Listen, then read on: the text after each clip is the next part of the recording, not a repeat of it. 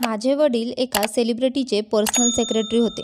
त्यांची कमाई चांगली होती आणि त्यांना त्यांच्या नोकरीतून 3 बेडरूमचा सेट प्लॉट मिळाला होता. त्याने आम्हाला बिहारमधून इथे आणले आणि आम्हा तिघांना चांगल्या शाळेत प्रवेश मिळवून दिला. मी सर्वात मोठा होतो आणि त्यावेळी मी शाळेत 6वी वर्गात होतो आणि 2 भाऊ माझ्यापेक्षा लहान होते. मी माझे शिक्षण पूर्ण करून MBA केले होते. तेव्हा मी जॉबसाठी मुलाखत दिली आणि मला नवीन जॉब मिळाला होता आणि मी खूप चांगल्या कंपनीत काम करत होतो. तिथेच मला सीमा भेटली. ती खूप सुंदर मुलगी होती. मी पण खूप देखणा होतो. सुरुवातीला आम्ही थोडं अनौपचारिकपणे बोललो, पण म्हणून संवाद पुढे सरकत गेला. आमच्यातील संवाद खूप वाढला. मी बिहारच्या एका कुटुंबाशी संबंधित होतो, पण सीमा एका उच्चवर्गीय कुटुंबातली होती आणि तिचा दर्जा माझ्यापेक्षा चांगला होता. तिने छंद म्हणून नोकरी केली होती आणि मी घरात सर्वात मोठा होतो. आम्ही 3 भाऊ होतो. धाकटा कॉलेजमध्ये शिकत होता आणि एक 12वीत होता. मला नोकरी लागली तेव्हा असे वाटत होते की माझ्या वडिलांनी स्वतःला आमच्यापासून दूर केले. त्यांनी नोकरी सोडली आणि घरी बसले. म्हणाले की मी खूप मेहनत केली आहे, आता बंटी पैसे कमवणार आणि मी घरी बसून जेवेल. मी वडिलांना खूप आधी समजावले होते की पप्पा, मला नुकतीच नवीन नोकरी मिळाली आहे. तुम्ही अजून काही वर्षे तुमची नोकरी करत राहू शकला असता. पण पप्पांनी माझे ऐकले नाही. म्हणू लागले, नालायक, वर्षानुवर्षे माझे हाडे घासतो आहे. तुम्हाला मी मोठे केले, तुम्हाला शिक्षण दिले, सर्व जबाबदाऱ्या पार पाडल्या. आता मला अधिकार नाही का की मी बसून खाईल? आई पण म्हणू लागली की तुम्हा लोकांना तुमच्या म्हाताऱ्या वडिलांची कीव येत नाही. आता तुम्ही तरुण झाला आहात, त्यांनाही घरात आरामात जगू द्या. मी काहीच उत्तर दिले नाही. सध्या घराचा सर्व खर्च माझी जबाबदारीवर आला होता. त्यावर 2 भावांच्या शिक्षणाचा खर्चसुद्धा मी उचलत होतो. ते कामचोर स्वतः काहीच करत नसत. ते तोंड वर करून माझ्या दारावर येत होते. माझे नाव बंटी, पण माझा धाकटा भाऊ मला दादा म्हणायचा. आम्ही 3 भाऊ एकाच खोलीत झोपायचो. रात्री सीमाशी बोलायचे झाले की मी त्या दोघांना पैशांचे आमिष दाखवायचो आणि त्यांना अंगणात जाऊन झोपायला सांगायचं की मग सकाळी मी तुम्हाला 100 रुपयांची नोट देईल. प्रकाश, जो कॉलेजमध्ये शिकत होता, त्याला समजले होते की माझे नक्की कोणत्या तरी मुलीशी अफेअर आहे. पण माझा धाकटा भाऊ रोहन जास्त मूर्ख होता. त्याची लाड 100 रुपयाच्या नोटेवर टपकायला लागत होती. तो पटकन म्हणाला, ठीक आहे. त्याने त्याची उशी उचलली आणि बाहेर निघून गेला. पण प्रकाश आधी माझ्या मागे लागायचा. मला सांग दादा, काय बात आहे? मी म्हणालो, काही नाही, मला झोपायचे आहे. तुम्ही लोक खूप आवाज करतात, मोबाईलवर व्हिडिओ पाहतात आणि सगळ्या गोंगाटामुळे मला झोप येत नाही. मी आल्यावर तो माझ्याकडे संशयास्पद नजरेने हसायला लागला आणि म्हणाला, दादा, प्रकाश असा आहे की उडणाऱ्या पक्ष्यांचे पंख मोजतो. तू माझ्यासमोर काय करतोस? चल, मला सांग, कशी आहे ती? ती सुंदर, स्मार्ट, सळपातळ आणि गोरी चिट्टी कशी दिसते? आणि रात्री फोनवर काय गोष्टी होतात? ठीक आहे, संभाषण कुठून सुरू झाले ते मला सांग. प्रकरण कसे सेट झाले? त्याने मला एकाच वेळी खूप प्रश्न विचारले. मी पुरेसे बोललो. तो हसायला लागला आणि म्हणाला, जर तू मुलीला फसवले असेल तर तिला कसे फसवले? तू इतका साधा आणि सभ्य माणूस आहेस. आई तुला अशी काय म्हणत नाही? मी माझा चष्मा सरळ केला आणि माझा नजर चोरत असताना मी सीमाबद्दल त्याला सर्व काही सांगितले. सध्या प्रकाश माझ्या प्रेमाचा रस्तेदार बनला होता. मी त्याला पैशांचे आमिष दाखवून अंगणात झोपवायचो. मध्यरात्रीपर्यंत सीमाशी बोलत राहायचो. नवे नवे प्रेम निर्माण झाले होते म्हणून शांतता नव्हती. घड्याळात किती वाजले हेही कळत नव्हते की सुया वेगाने का फिरत आहेत. सीमाचीही तीच अवस्था होती. आजकाल आम्ही दोघेही हजारो स्वप्ने विणू लागले होतो. आम्ही दोघंही आपापल्या भविष्याविषयी बोलायचो. आमचं बोलणं कुठेही भरकटत असायचं. आम्ही दोघेही आमच्या हनीमून ट्रिपबद्दल बोलायचो. आम्ही ठरवले होते की 1 महिना मनाली आणि मसुरीत घालवायचा. मी पण माझ्या पगारातून काही पैसे काढायला सुरुवात केली होती. मला फक्त एका गोष्टीची काळजी वाटत होती आणि ती म्हणजे सीमा माझ्यापेक्षा थोडी परिस्थितीने चांगली होती. मी सीमाला म्हणालो की तुझे आई वडील माझ्या नात्याला आक्षेप घेतील. तर ती म्हणाली, नाही, तुझा पगार चांगला आहे, तुझे स्वतःचे घर आहे, ते का आक्षेप घेतील? मी म्हणालो, पण माझ्याकडे गाडी नाही ना यार. एक माझ्या वडिलांची आहे. कधी कधी माझे वडील ते चालवतात आणि कधी कधी मी. ती म्हणू लागली, काही हरकत नाही, मी मॅनेज करेल. ती हसायला लागली. मी म्हणालो, नाही नाही, लग्न होईपर्यंत मी कार विकत घेईल. मी पैसे वाचवत आहे. मी नवीन कार खरेदी करू शकत नाही, पण मी सेकंड हँड कार घेईल. माझा मुद्दा ऐकून सीमा हसायला लागली आणि म्हणाली, बंटी, आपण दोघे मिळून खूप काही करू शकतो. तू फक्त मला लग्नानंतर नोकरी करण्यापासून रोखू नकोस. मी म्हणालो, माझ्यात इतकी हिंमत आहे की मी तुझ्यासमोर काहीही बोलू? आमचे संभाषण असेच व्हायचे. मी सीमाशी बोलतच होतो की तेव्हा मला एका स्त्रीच्या उलटी करण्याचा आवाज येऊ लागला. मी घाबरलो आणि फोन बंद केला. रात्रीचे 3 वाजले होते. शांतता होती. कदाचित आईची तब्येत बिघडली असावी. मी पटकन उठून माझ्या खोलीतून बाहेर आलो. अंगणात असलेल्या वॉशरूममध्ये आईला उलट्या होत होत्या आणि वडील पाठ थोपटत होते. ते तिचे खांदे दाबत होते. आईचा आवाज ऐकून माझे दोन्ही भाऊ उठून बसले. ते जमिया घेत होते. मी पण येऊन वॉशरूमजवळ उभा राहिलो. वडिलांना विचारले, आईला काय झाले? ते म्हणाले, तुझ्या आईने काय खाल्ले आहे ते मला माहीत नाही. तिला अपचन झाले आहे आणि मी तिला तिच्या आहाराकडे लक्ष देण्यास 1000 वेळा सांगितले आहे. माझाही जीव संकटात सापडला आहे. हे वय आहे का उलटसुलट खाण्याचे? तिने खाल्ले आहे आणि मला त्रास होतो आहे. वडीलसुद्धा घाबरलेले दिसले. उलटी झाल्यावर आई वाईट रीतीने धपाटत होती. ती तिथेच सोफ्यावर बसली. मी म्हणालो, पप्पा मला असे वाटते आईचा BP कमी होत आहे. तिला डॉक्टरांकडे घेऊन जा. ते म्हणाले, रात्रीच्या वेळी कुठे घेऊन जाऊ? मी तिला सकाळी लवकर घेऊन जाईल. आई मला सांगू लागली, बंटी बेटा मला लिंबू पाणी बनवून दे. माझे मन खूप घाबरले आहे. मी पटकन लिंबू पाणी बनवून आईला दिले. पण वडील माझ्या आईला ओरडत होते आणि म्हणाले की ती आताही काहीतरी पीत आहे आणि काही वेळाने ती मला पुन्हा वॉशरूममध्ये ड्युटीवर लावेल. असे का झोपत नाही? आईने गप्प राहण्याचा इशारा केला. ती म्हणाली, बंटीचे वडील 2 मिनिटे तोंड बंद ठेवा. लिंबू पाण्याने माझी तब्येत बरी होत आहे. मला काही वेळात आराम मिळेल. मग प्रत्यक्षात असेच घडले. आईने 2 ग्लास लिंबू पाणी प्यायले आणि मग तिला बरे वाटले. ती तिच्या खोलीत जाऊन झोपली. पण पहाटे पुन्हा आईची प्रकृती बिघडली. मी ऑफिसची तयारी करत होतो. प्रकाश कॉलेजला निघाला होता. माझा लहान भाऊ शाळेत जात होता. आम्ही आमचा नाश्ता स्वतः बनवला आणि सोबत घेतला. आम्हाला बहीण नव्हती, त्यामुळे घरची कामे करायची आम्हा तिघी भावांना खूप सवय झाली होती. आणि हे सर्व माझ्या आईमुळेच घडले. कारण लहानपणापासूनच आई आम्हाला अनेक छोटी मोठी कामे करायला सांगायची. आम्हाला भाकरी, झाडू आणि मॉप कसा बनवायचा हे देखील माहीत होते. पण जर आम्ही ते केले नाही तर आई ते वडिलांकडून करून घ्यायची. हे सांगायची गरज नाही, परंतु माझ्या वडिलांवर माझ्या आईचा खूप प्रभाव होता. मी पण माझ्या ऑफिसला निघालो होतो. संध्याकाळी परत आलो तर आई अंगणात डोकं धरून बसली होती आणि वडील आईजवळ बसून काहीतरी कुजबुजत होते. मी घरात शिरल्यावर आईने बाबांना माझ्याकडे बघितले. तिने भुवया उंचायला आणि हातवारे केले. बाबा मला पाहताच सरळ बसले. मी म्हणालो, आईला आता कसं वाटतंय? मला न सांगता आई उठली आणि स्कार्फ तोंडात दाबत तिच्या खोलीत गेली. मला समजलं. म्हणूनच मी म्हणालो, मी अंडी ऑमलेट बनवणार आणि रोटी बाजारातून आणू. रोहन बोलू लागला, पप्पा मी ऑमलेट खाणार नाही. मला पैसे द्या. मी छोले भटुरे खाईल. पप्पांनी त्याला 500 रुपयांची नोट दिली आणि म्हणाले, हे कर आणि तुझ्या आईसाठीही छोले भटुरे घेऊन ये. तिला खूप खावे वाटत आहे. मी पप्पांचे ऐकले होते, पण मला राग येऊ लागला. मी म्हणालो, पप्पा आईचे पाचनतंत्र खराब आहे. तिला काहीही पचत नाही. तिला खिचडी खाण्याची गरज आहे. तिला हलका आहार द्यावा. बाकी तुम्ही कुठे छोले भटुरे ऑर्डर करत आहात? तुमचं मन बरं आहे ना? मला वाटतं या वयात तुम्ही हट्टी झाला आहात.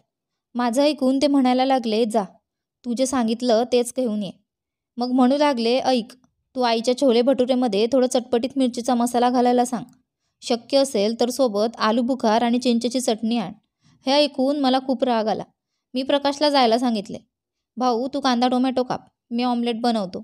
काय त्रास आहे? मी थकलो आहे. घरी येऊन वर स्वतःचं जेवण स्वतःच बनवा. मी बोलत राहिलो तेव्हा प्रकाश म्हणाला, पप्पा बंटी बरोबर आहे. आता आम्ही खूप लहान नाही की किचनच्या कामात मग्न राहू. बंटीने आत्ताच कमवायला सुरुवात केली आहे. त्याच्या लग्नाचा विचार करा.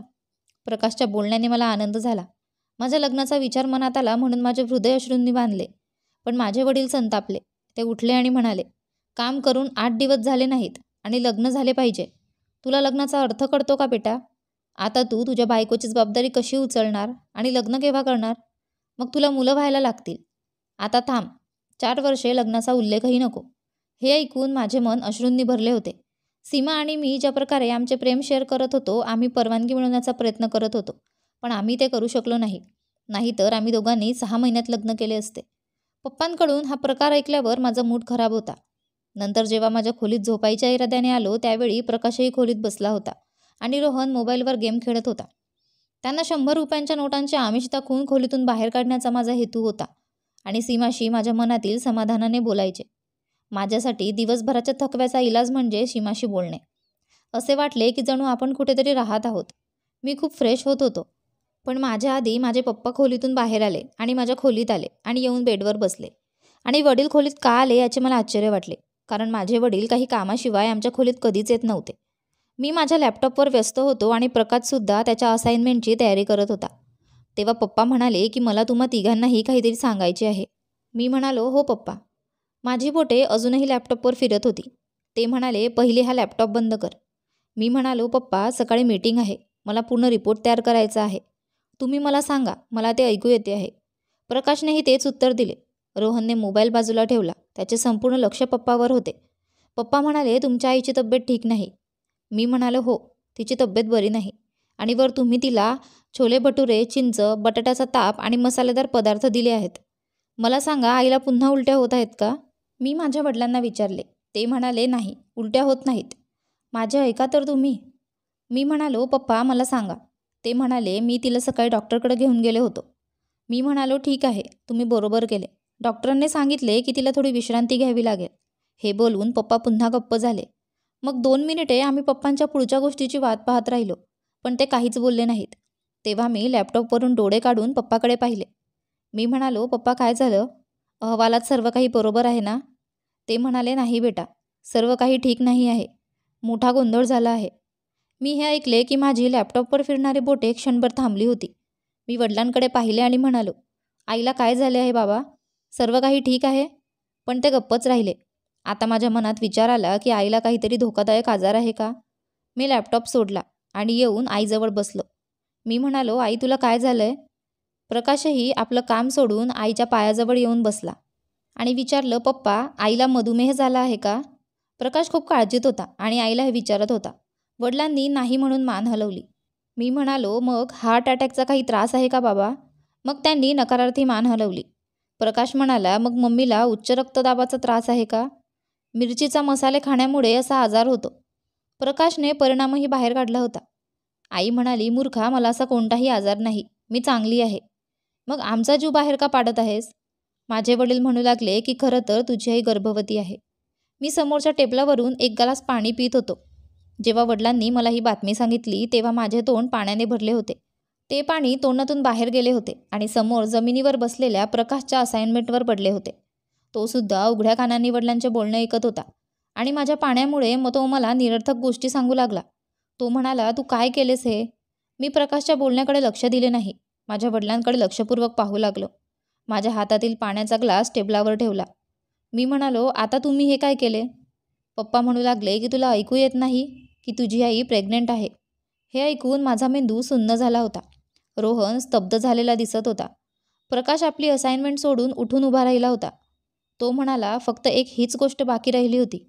असं म्हणत तो रागाने खोलीतून बाहेर पडला. रोहन आश्चर्याने पप्पाकडे पाहत होता. अशा प्रसंगी वडिलांना काय बोलावे तेच समजत नव्हते. माझा मेंदू काम करत नव्हता. मी माझे दोन्ही डोके हातांनी धरले. यासाठी हे वय होते का? मी 26 वर्षांचा होतो. 26 वर्षानंतर मी माझ्या बहिणी आणि भावाला सर्वांसमोर कुशीत फिरवण्याच्या स्थितीत नव्हतो. माझा हा लहान भाऊ किंवा बहीण असेल. लोक माझी चेष्टा करायला लागतील. काही वेळ मी एकटा मन लावून बसलो. वडीलसुद्धा गप्प बसले होते. मग मी बोलू लागलो. म्हणालो, पप्पा, हे काय सुचले होते? तुमचे वय तरी बघा. डोक्यावरचे अर्ध्याहून अधिक केस पांढरे झाले आहेत. हे काही काम आहे का? मी जे बोललो ते ऐकून ते अजूनच लाजले आणि म्हणाले, यार, हे सगळं कसं झालं ते मला कळालं नाही. मी म्हणालो, हे तर बोलूच नका. काही ना काही तर केले आहे जे हे घडले आहे. माझ्या तोंडून प्रेग्नेंट असा शब्द बाहेर पडला. माझ्या वडिलांनी माझ्या कमरेवर जोरात थाप मारली आणि म्हणाले, तुला तुझ्या वडिलांशी असं बोलताना लाज वाटत नाही का? मलाही राग आला आणि मी म्हणालो, तुम्हाला लाज वाटत नाही का? बरं, तुम्हीच विचार करा. आज माझं लग्न झालं असतं तर पुढच्या वर्षी तुम्ही आजोबा व्हाल. हे तुमचं वडील होण्याचं वय आहे का? आई, तू काहीतरी विचार करायला हवा होतास. ही बातमी माझ्यासाठी ऐकणे आणि सहन करणे सोपे नाही. हे अगदीच न पटणारे होते. रोहन तर अजूनही गप्प बसला होता. वडील म्हणू लागले, मी खरं बोलतोय. हे सगळं कसं झालं ते कळलं नाही. आता काय करू? मी म्हणालो, याचा अर्थ काय? मी काय करू? जा आणि हा त्रास संपवा. जग तुमच्यावर आणि आमच्यावरही थुंकेल. सर्व परिसरात चेष्टा होईल. पप्पांनी माझ्याकडे एक नजर टाकली आणि विचारले, तुला काय म्हणायचे आहे? त्रास संपवा म्हणजे? प्रथम मला माझ्या वडिलांच्या बुद्धिमत्तेचे खूप आश्चर्य वाटले. प्रथम त्यांनी असे काहीतरी केले जे त्यांना नको होते आणि आता त्यांना अशा समस्यांचे निराकरण कसे करावे हे देखील माहीत नाही. हे सगळं माझ्या आईबद्दल बोलणं मला खूप विचित्र वाटत होतं. पण मी काय बोलतोय ते माझ्या वडिलांना समजत नव्हतं, म्हणून मला थोडं निर्लज्ज व्हावं लागलं. मी म्हणालो, पप्पा, आईचा गर्भपात करा. मी तेव्हा बोललो होतो की माझ्या वडिलांनी माझ्या तोंडावर जोरात चापट मारली आणि म्हणाले, हे पाप आहे. मी काही चुकीचे केले नाही. ही देवाची इच्छा आहे. मी एका मुलाला का मारू? तुला माहीत आहे का हे सर्व करणे काय पाप आहे ते? मी म्हणालो, बाबा, तुम्ही समजून घेण्याचा प्रयत्न का करत नाही? आपण सगळे समाजात चेष्टेचे पात्र बनू. जर तुम्ही हे काम केले नाही तर आम्हा तिघांचेही आयुष्य एक चेष्टा बनून जाईल. आम्ही लोकांना काय उत्तर देणार? लोक हसतील तुमच्यावर आणि आमच्यावरही. या वयात मला स्वतःचा विनोद बनवायचा नाही. म्हणूनच मी तुम्हाला सांगतोय, हे प्रकरण लवकरात लवकर बंद करा. मी खूप रागाने आणि गंभीरपणे म्हणालो. पप्पाला काही समज नव्हती, नाही जाणीव होती की आमचा विनोद होईल. लोक असे प्रश्न विचारतील, असे विनोद करतील की व्यक्त व्हायला जागा मिळणार नाही. पप्पा म्हणाले, मी हे पाप करणार नाही. मी कधी दुसऱ्या स्त्रीसोबत काही केले आहे का? तुझी आई माझी बायको आहे. आता असे झाले तर मी माझ्या मुलाचा गर्भपात करू शकत नाही. मी म्हणालो, मग आईला पूर्ण 9 महिने दुसऱ्या शहरात घेऊन जा. मूल जन्माला आल्यावर ते कोणत्याही व्यंध जोडप्याला द्या.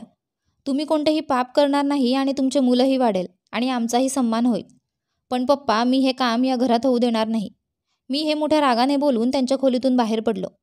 प्रकाश अंगणात दोन्ही हातांनी डोके धरून बसला होता आणि या गोष्टीचा विचार करत होता. मी बरोबरी करत त्याच्याजवळ बसलो. मी म्हणालो, बघ आपल्या वडिलांनी काय केले आहे. आपली इज्जत नष्ट होईल. तो म्हणाला, भाऊ ही खूप चुकीची गोष्ट आहे. बापाला लाज वाटली नाही की त्यांचे 3ही मुलं किती मोठे झाले. त्यांनी काय केले? अरे आपण तरुण आहोत आणि तू 26 वर्षांचा आहे आणि मी 24 वर्षांचा आहे आणि आपला रोहन देखील 18 वर्षांचा आहे. आपण लोकांना कोणता चेहरा दाखवू? पण आपण तिघेही याचा विचार करतोय, पण वडिलांना आपली अडचण समजत नाहीये. यानंतर आमचे जे काही होईल ते सहन करण्यासारखे नाही. जेव्हापासून हे सर्व समोर घडले तेव्हापासून आम्ही तिघेही रात्रभर शांत झोपलो नाही आणि प्रकाश किंवा रोहन दोघेही गल्लीतून बाहेर पडले नाहीत. मीही बाहेरही आलो नव्हतो. सीमा मला वारंवार मेसेज पाठवत होती. ती मिस कॉल पण देत होती. ती माझ्याशी बोलायला हताश होती, पण मी मानसिकदृष्ट्या गोंधळलो होतो. बरेच दिवस मी तिच्याशी बोललो नाही. आम्ही ठरवलं होतं की वडिलांशी बोलणं संपवायचं आणि आईशीही बोलणार नाही. कदाचित त्यांना आपली चूक कळेल आणि ते हे प्रकरण संपवण्याचा विचार करतील. पण 3 दिवस उलटून गेले होते. आई गप्प होती, पण वडील तिची खूप काळजी घेत होते. ते तिला खोलीत खायला द्यायला जायचे. स्वयंपाकघरातील कामही ते स्वतःच सांभाळत होते. ते आमच्यासाठी पण जेवण बनवत होते, पण आम्ही संभाषण सोडून दिले होते. असेच 8 दिवस निघून गेल्यावर मी वडिलांशी पुन्हा बोललो. मी म्हणालो, बाबा तुमचा, आईचा, प्रकाशचा आणि रोहनचा खर्च मी करेन. पण मी देवाची शपथ घेऊन सांगतो की मी माझे पैसे तुमच्या नवीन मुलावर खर्च करणार नाही. जा आणि त्याच्यासाठी स्वतः कमवा. मी हेच म्हणालो की वडील माझ्याकडे रागाने पाहू लागले आणि म्हणाले, ठीक आहे, जेव्हा मी तुम्हा तिघांना वाढवू शकतो तेव्हा मी तेही नक्कीच करेन. मी पुन्हा नोकरी करेल. माझे मूल तुमच्यावर ओझे होणार नाही.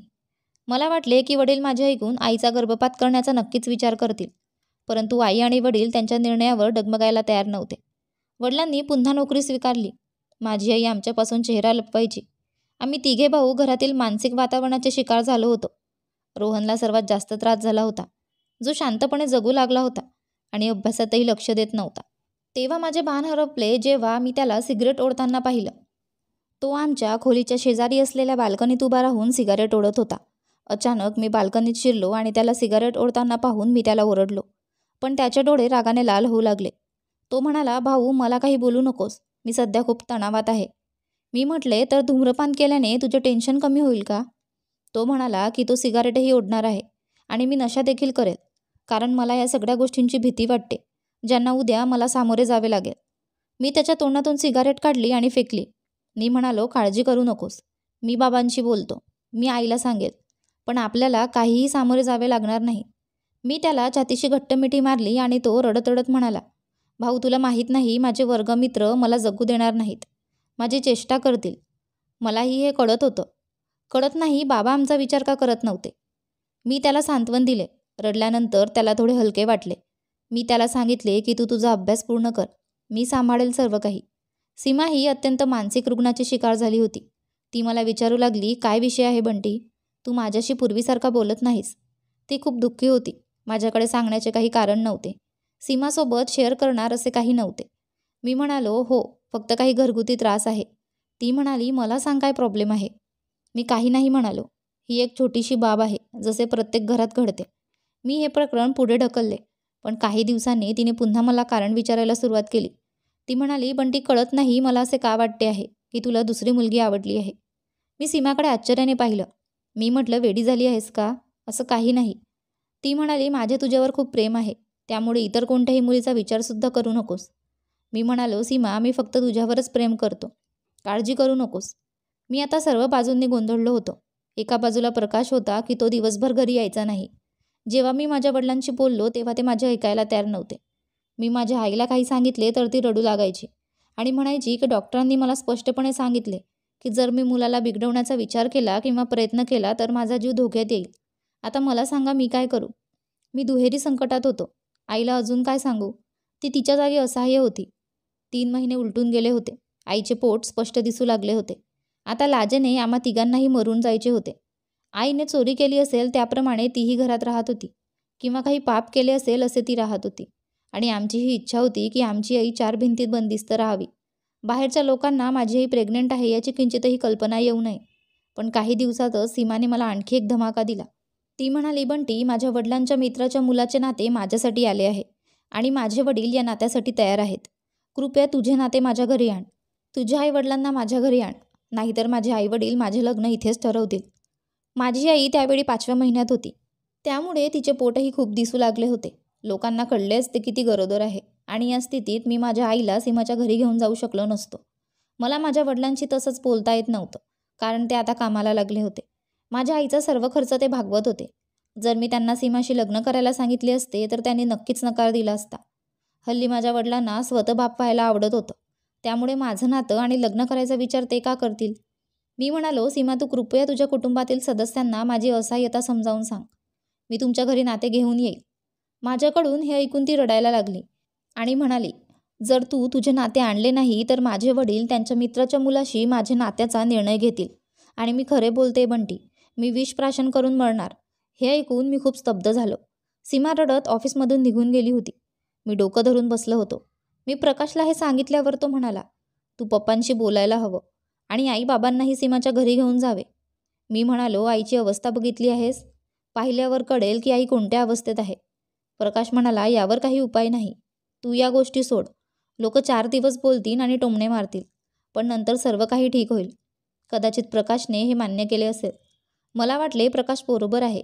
जे काही होत आहे ते होऊ द्या. जेव्हा आमच्या वडिलांना काळजी नाही, मग आम्ही या विषयावर आमचे आयुष्य का खराब करू? मी रात्री आई आणि वडिलांची सीमाबद्दल बोललो होतो. हे ऐकून वडील संतापले आणि म्हणाले, आता तुझी नोकरी इतकी निश्चित नाही की तू लग्नाचा विचार करशील. आताच लग्न करण्याची गरज नाही. मी म्हणालो की सीमाचे लग्न दुसऱ्यासोबत झाले तर मी स्वतःला कधीच माफ करू शकणार नाही. ते म्हणाले, या सगळ्या भावनिक गोष्टी आहेत. आईची तब्येत बरी नाही. आपण तिच्या घरी जाऊ शकत नाही. मी म्हणालो की तुम्ही जे काही केले आहे ते काही भावनिक कृत्य नव्हते का? तुम्ही फक्त स्वतःला पाहतात. तुम्हाला फक्त तुमच्या आयुष्याची काळजी आहे. तुम्ही जे काही केले ते करण्यासारखे कृत्यही नव्हते. माझ्या या मुद्द्यावर ते म्हणू लागले, तू मला असेच टोमणे मारत राहशील का आयुष्यभर? मी म्हणालो, जे झालं ते झालं. आम्ही ते मान्य केले. पण तुम्हालाही आमचं मान्य करावं लागेल. तुम्ही दोघे माझ्यासोबत सीमाच्या घरी जाऊन माझं नातं मागाल. यासाठी आईने होकार दिला होता. पण जेव्हा आई बाबा माझ्यासोबत सीमाच्या घरी गेले तेव्हा आधी तिच्या आईवडिलांनी आमचं खूप छान स्वागत केलं. पण जेव्हा सीमाच्या आईने माझ्या आईकडे पाहिलं तेव्हा तिची नजर आईच्या पोटावर पडली. तेव्हा तिला खूप आश्चर्य वाटले. संभाषणादरम्यान तिने माझ्या आईजवळ बसून याबाबत माहितीही घेतली. आईनेही सर्व सत्य सांगितले. त्यानंतर त्यांच्या डोक्यावर दबाव आल्यासारखे वाटले. आम्ही परत आलो. दुसऱ्याच दिवशी मी ऑफिसला गेलो तेव्हा सीमा खूप रागावली आणि मला विचारले, तू मला हे का सांगितले नाहीस? आईसमोर मला किती लाज वाटली माहीत आहे का? माझी आई म्हणाली, त्या मुलाच्या आईला अजून मुले झाल्यापासून सुट्टी मिळत नाहीये. तुला माहिती आहे? नाहीतर लग्नानंतर तू तुझ्या दीर आणि नंदेला सांभाळत राहशील. यात काय फायदा? मूल होण्यासाठी हे काही वय आहे का? मी म्हणालो की माझ्या मानसिक तणावाचे कारण हेच होते सीमा. ती म्हणू लागली की तुझ्या आईबाबांनी चांगले केले नाही. मी म्हणालो, त्यांना सोड, आपण स्वतःचा विचार करू. असे म्हणत मी तिचा हात धरला. तिने पटकन हात सोडला आणि म्हणाली, वेडा झाला आहेस का? मी माझ्या वर्तुळात माझी खिल्ली उडवू शकत नाही. लोक मला इतक्या गोष्टी सांगतील की त्याला मर्यादा नाही. मला माफ कर बंटी. मी तुझ्यावर प्रेम करते, पण मी तुझ्याशी लग्न करू शकत नाही. मी अशा वातावरणामध्ये जुळवून घेऊ शकत नाही. मी एकदम अनभिज्ञ आहे. गोष्ट अशी आहे की उद्या आपला मुलगा दीर नंदेपेक्षा फक्त 1-2 वर्षांनी लहान असेल का? किती लाजिरवाणी गोष्ट आहे. मी अशा वातावरणात राहू शकत नाही. सॉरी. मी मोठ्या अस्वस्थतेने म्हणालो, मी तुझ्यावर प्रेम करतो सीमा. देवासाठी मला असे सोडून जाऊ नकोस. माझे डोळे ओले होते, पण ती गेली होती. दुसऱ्याच दिवशी तिने मिठाईचा डब्बा सर्वांसमोर ठेवला होता. तिचे नाते तिच्या वडिलांच्या मित्राशी मुलाशी पक्के झाले होते. परिस्थिती अशी होती की मी वेडा होईल. वडिलांमुळे माझे आयुष्य उद्ध्वस्त झाले होते, पण कदाचित ही विनाशाची सुरुवात असावी. मी घरी पोहोचलो तेव्हा प्रकाश खूप अस्वस्थ झाला होता. तो म्हणाला की भाऊ, रोहन खोलीत बंद आहे. मी बराच वेळ दार वाजवत आहे पण तो उघडत नाही. मी त्याला विचारले, काय झाले, दार का उघडत नाही? तो म्हणाला, मला माहीत नाही. तो शाळेतून आला होता आणि खूप रागावला होता. त्याने बॅग बाजूला टाकली आणि खोलीत गेला. तेव्हापासून मी दार वाजवून कंटाळलो आहे पण तो दार उघडत नाही. मी म्हणालो, आई आणि वडील कुठे गेले आहेत? तो म्हणाला की ते डॉक्टरांकडे गेले आहे. मी येताच लॅपटॉपची बॅग बाजूला ठेवली आणि त्या खोलीचा दरवाजा वाजवायला लागला. पण रोहन दरवाजा उघडत नव्हता. मी प्रकाशला माझ्यासोबत ढकलायला सांगितले. आपण दोघे एकत्र ढकलू आणि दरवाजा स्वतःच तुटेल. आम्ही दोघांनी मिळून जोरात दार ढकलले. पण दार उघडताच रोहनला बघून आम्ही जीवाला घाबरलो. तो बेडवर तोंड करून पडला होता. हात जमिनीवर लटकला होता आणि हातातून रक्त वाहत होते. त्याने नस कापली होती. आम्ही दोघे भाऊ बेशुद्ध पडलो. आम्ही त्वरित त्याला दवाखान्यात नेले. त्याची अवस्था पाहून डॉक्टरांनी प्रथम त्याच्यावर उपचार करण्यास नकार दिला की ही पोलीस केस आहे. त्याने आत्महत्येचा प्रयत्न केला आहे म्हणाले. होय, मोठ्या कष्टाने आम्ही पैशांचे आमिष दाखवून डॉक्टरांना उपचारासाठी पटवून दिले.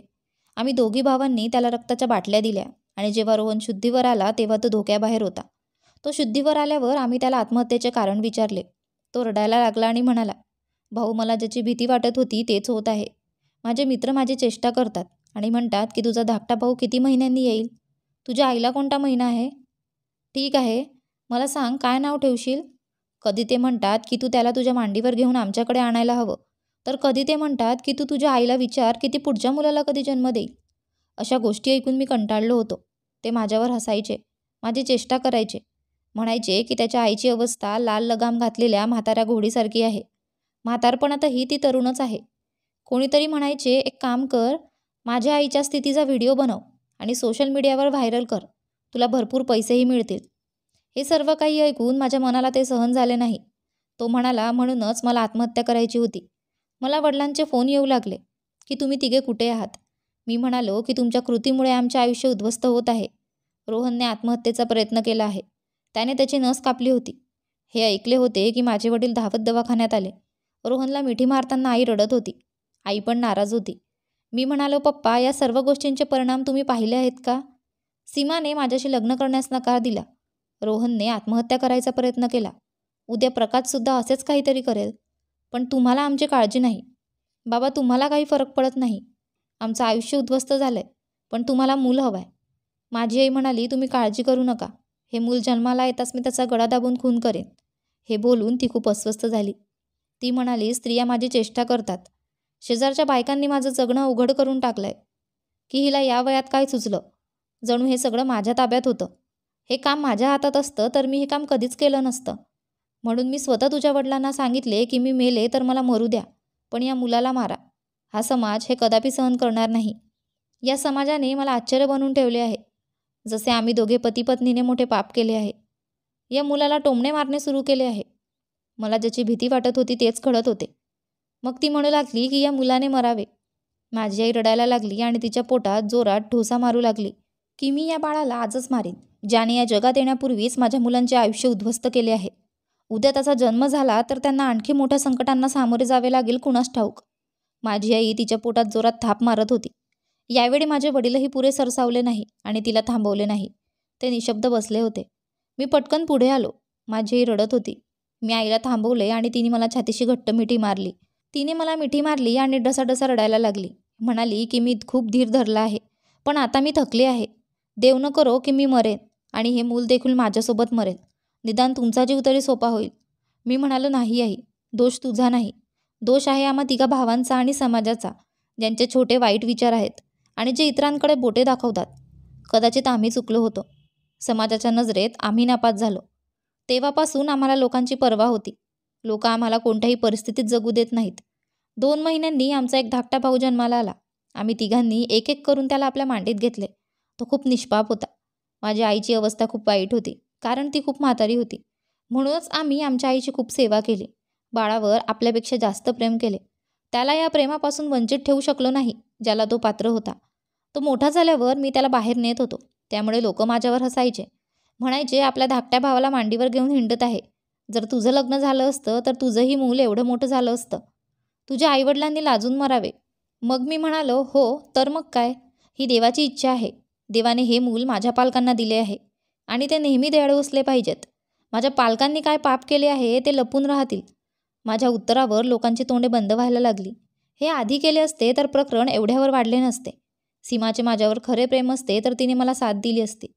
काही वर्षांनी आईच्या इच्छेनुसार माझे लग्न झाले. ती खूप चांगली मुलगी होती. तिने संपूर्ण घर सांभाळले. ती माझ्या लहान भावासोबतही खूप प्रेमाने राहिली. माझ्या आईला कधीच टोमणेही दिले नाही. खरे प्रेम करणारे कदाचित असेच असतात. आपण आपल्या समस्यांकडे जगाच्या नजरेने कधीही पाहू नये, कारण लोक काहीही बोलत राहतात. बंटी आणि त्याच्या तिघही भावांना हे आधीच समजले असते तर त्यांच्यावर लोकांच्या बोलण्याचा कदाचित फरक पडला नसता. या कथेत बंटीच्या आईवडिलांनी जे केले ते योग्य होते की अयोग्य, तुम्हाला काय वाटते ते कमेंटमध्ये नक्की सांगा. तुम्हाला कथा आवडली असेल तर व्हिडिओला लाईक करा. चॅनलवर नवीन असाल तर चॅनलला सबस्क्राईब करायला विसरू नका. धन्यवाद.